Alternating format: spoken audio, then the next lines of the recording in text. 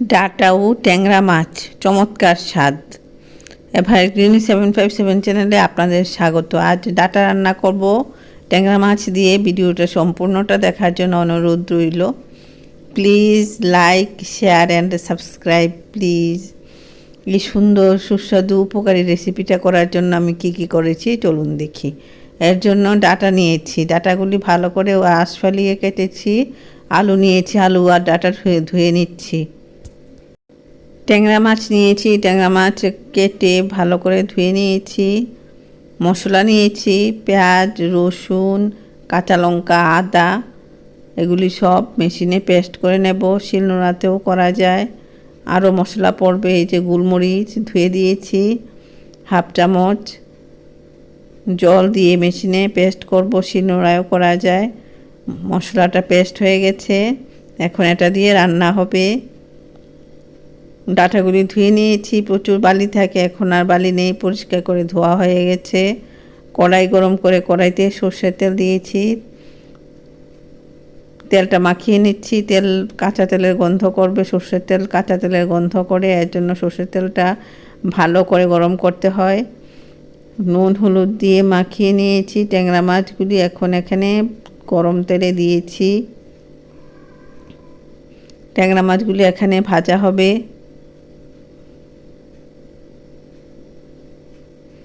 ভাজা হয়ে গেছে, এখন এগুলি এখান থেকে তুলে নেব। কড়াই ভালো করে গরম করেছি, তাই মাছগুলি সুন্দর ভাজা হয়ে গেছে। একটা প্লেটে নিয়ে নিলাম। কড়াই গরম করে কড়াইতে আবার সর্ষে তেল দিলাম অল্প পরিমাণে। অল্প তেল দিয়ে আমি রান্না করি, এই তেলেই সুস্বাদু হবে রান্নাটা। তেলটা মাখিয়ে নিচ্ছি, গরম করে নিচ্ছি। এই তেলে কালো জিরে ফোড়ন দিচ্ছি।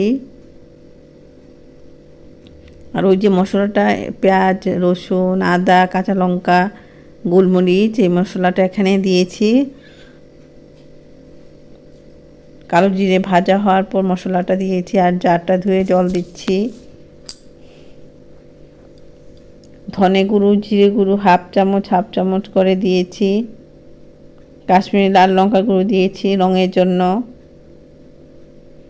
এখানে মশলাটা কষিয়ে নেব।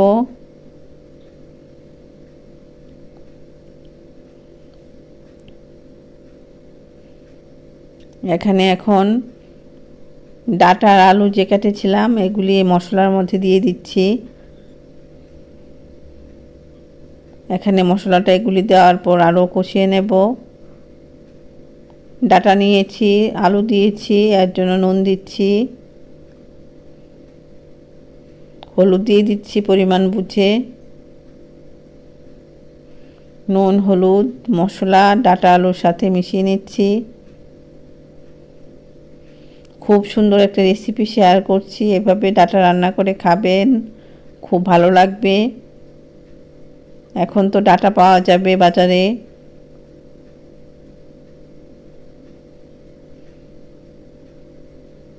পাশের চুলায় গরম জল করছি ঝোলের জন্য। গরম জল দিয়ে রান্না করলে রান্না ভালো হয়। এগুলি কষিয়ে নিয়ে তারপর জল দিয়ে দিচ্ছি ঝোলের জন্য। আলুগুলি সেদ্ধ হবে, ডাটা সেদ্ধ হবে, মাছ সেদ্ধ হবে, ওইভাবে জলটা দিয়েছি। ঝোলের জন্য জল দিয়েছি, এর জন্য নুন দিচ্ছি পরিমাণে। কিছুক্ষণের জন্য ঢাকা দিয়ে রাখবো, ফুটে উঠবে। কিছুক্ষণ পর নাড়াচাড়া করছি। আলুটা কীরকম সেদ্ধ হলো দেখে নিচ্ছি, ডাটাটা কীরকম সেদ্ধ হলো দেখে নিচ্ছি। এগুলি প্রায় সেদ্ধ হয়ে গেছে। এখন ভাজা ট্যাংরা মাছগুলি এই ঝোলের মধ্যে দিয়ে দিচ্ছি।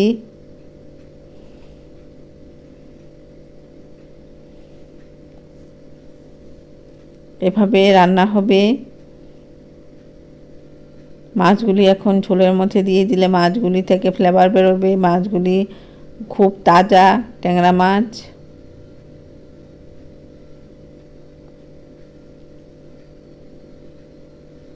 এভাবে জলের মধ্যে দিয়ে দিলাম মাছগুলি। এভাবে রান্না করে খাবে মশলা দিয়ে। আমি যে মশলা দিয়েছি খুব ভালো মশলা এগুলি। এভাবে ঢাকা দিয়ে রাখলাম। কিছুক্ষণ পর ঢাকনাটা তুললাম, সব কিছু মোটামুটি সেদ্ধ হয়ে যাচ্ছে।